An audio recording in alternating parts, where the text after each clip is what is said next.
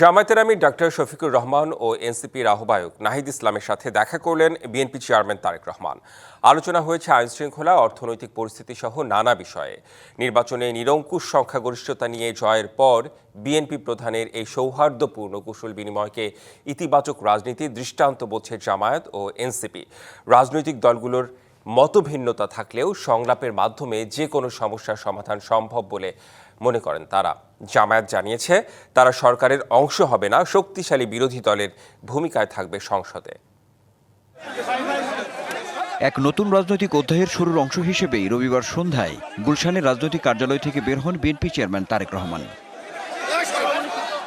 উদ্দেশ্য জামায়াতে ইসলামীর আমির ডাক্তার শফিকুর রহমানের সাথে সৌজন্য সাক্ষাৎ। সন্ধ্যা 7:15টার দিকে বসুন্ধরা আবাসিক এলাকার জামায়াতের আমিরের বাসভবনে পৌঁছান তারেক রহমান। শুভেচ্ছা ও সৌহার্দ্যপূর্ণ কুশল বিনিময়ে দুই দলের কেন্দ্রীয় নেতারা ওই সময় উপস্থিত ছিলেন। এমন সাক্ষাৎকে ইতিবাচক হিসেবে দেখার পাশাপাশি সংসদে নিজেদের অবস্থানের কথা তুলে ধরেন জামায়াতের নায়েবে আমির।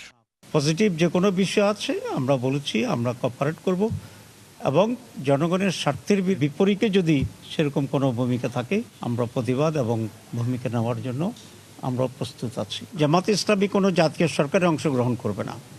জামায়াতে ইসলামী এখানে একজন কনস্ট্রাকটিভ শক্তিশালী একটি বিরোধী দলের ভূমিকা পালন করবে।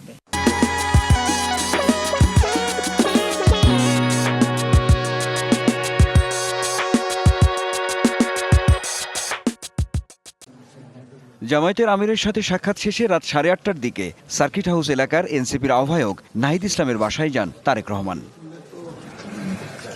কুশল বিনিময় হয় পরস্পরের সাথে। নেতাদের এমন মেলবন্ধনকে ইতিবাচক রাজনীতির দৃষ্টান্ত স্থাপন করেছে বলে মত দেন এনসিপির সদস্য সচিব।